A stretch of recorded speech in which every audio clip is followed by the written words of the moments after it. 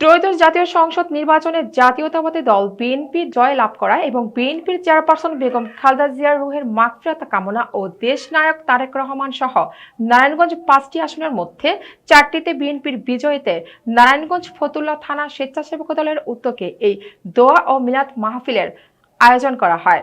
Senior staff reporter Ziad Hossain জানান, ১৪ ফেব্রুয়ারি শনিবার সকাল 11:30টায় ফতুল্লার বিসিক এলাকার ২ নং গেট মার্টিনের গলিতে এই দোয়া ও মিলাদ মাহফিলের আয়োজন করা হয়।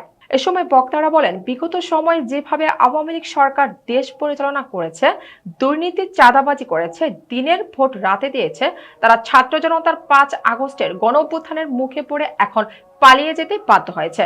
কিন্তু এবার সেটি আর নেই। আমাদের দেশনায়ক তারেক রহমান ও বিএনপির সকল নেতৃবৃন্দরা এবারে ঐক্যবদ্ধ হয়ে নতুন সরকার গঠন করবে এবং দেশ পরিচালনা করে নতুন বাংলাদেশ গড়বে। মিলাদে নারায়ণগঞ্জ ফতুল্লা থানা স্বেচ্ছাসেবক দল সদস্য সচিব মোহাম্মদ রাসেল মাহমুদের সভাপতিত্বে প্রধান অতিথি হিসেবে উপস্থিত ছিলেন নারায়ণগঞ্জ স্বেচ্ছাসেবক দলের আহ্বায়ক মাহবুবুর রহমান। আরও উপস্থিত ছিলেন সিনিয়র যুগ্ম আহ্বায়ক রফিকুল ইসলাম রফিক, নারায়ণগঞ্জ জেলা স্বেচ্ছাসেবক দলের সদস্য সচিব সালাউদ্দিন সালু, রূপগঞ্জ থানার স্বেচ্ছাসেবক দলের সদস্য সচিব আলী আহমেদ, তার পাশাপাশি বিভিন্ন অঙ্গ সংগঠন ও দলের নেতাকর্মীরা উপস্থিত ছিলেন।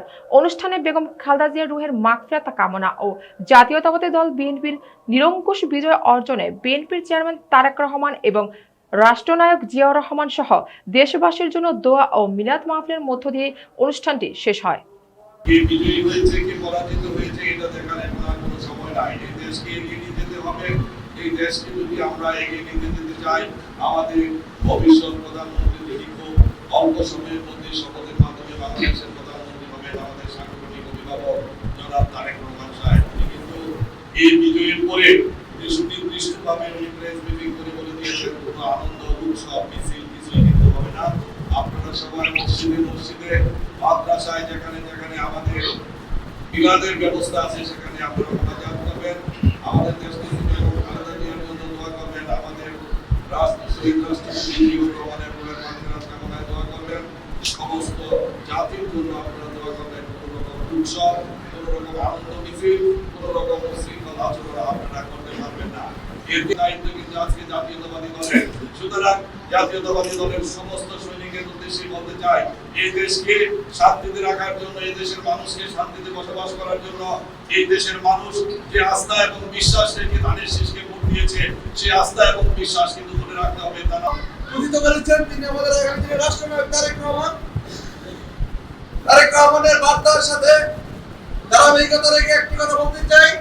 আপনারা জানেন ইন্ডিয়ান গভর্নমেন্টের সময় বিভিন্ন দেশি বিদেশি চক্রান্তে তারেক রহমানকে বারবার বাধাগ্রস্ত করার চেষ্টা করেছে। তিনি কিন্তু একটি কথা বলেছেন, ষড়যন্ত্রের হয় নিষেধ, সজাগ থাকো বাংলাদেশ। সুতরাং সকলকে সজাগ থেকে আগামী বাংলাদেশকে সুন্দর সমৃদ্ধ করার জন্য একযোগে কাজ করে যেতে হবে। ৭১-এর স্বৈরাচাররা আবারও কিন্তু মাথা জ্বালানি হচ্ছে। বিভিন্ন সময় বিভিন্ন জায়গায় মামলা দিয়ে বিভিন্ন সময় বিভিন্ন জায়গায় বোমা বিস্ফোরিত করে হয়তোবা বাংলাদেশকে আবার অস্থিতিশীল করার চেষ্টা করবে। আমরা তা হতে দেব না। আগামী দিনে রাষ্ট্রনায়ক তারেক রহমানের নেতৃত্বে আমরা ঐক্যবদ্ধ থেকে সকল ষড়যন্ত্র রুখে দেব ইনশাআল্লাহ।